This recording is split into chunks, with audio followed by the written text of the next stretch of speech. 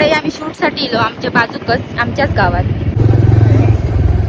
काही लग्नाच्या डेकोरेशनचं शूट करू गेलो आम्ही. आज केटरिंग शूट.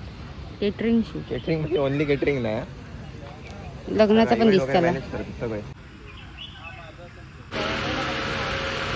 मस्त थंडगार हवा येता. सदियों से भी लंबी ये मन की अमावस्या है. काय वाटतं ना जबरदस्त.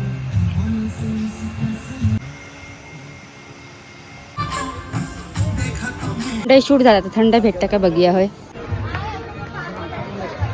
मंडई शूट आमचं झालं पण इथून मामाचं घर जवळ आम्ही मामाच्या घराकडे चाललो. मस्त चिकन थंड आणि घेतलं आणि चाललो मामाकडे. मंडळी आमच्या मामाच्या पाटल्या जरा गेलो. फणसाची झाड आणि दाखवते, आंबे आणि चिकूचा झाड. आणि कारण मी लहान असताना इकडे शिकत होते मराठी शाळेत असताना, तर खूप टाइम घालवलं इकडे. ही पाण्याची दोन्ही आमच्या लहानपणीचा स्विमिंग पूल. आम्ही जास्त उत्सुक कशाक सांग, धुवची असायची तेव्हा, कारण उतऱ्या गावात मध्ये.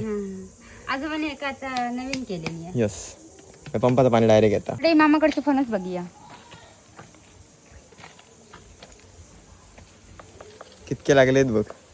एक नाही दोन नाही भरपूर झाडं असत.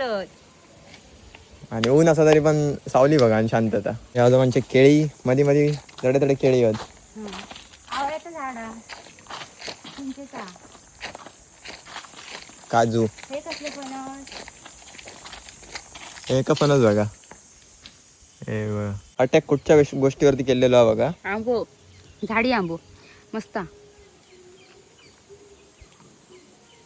टेस्ट कशी आहे. आंबट गोड पण. ह्यो आंबो मी खूप अगोदर खाल्लेले असं असं मला आठवतं थोडं थोडं मस्त. पेरूचं झाड आहे बघा. आता पोपटाक एक पेरू घेऊन जाऊया आमच्या. नीट नीट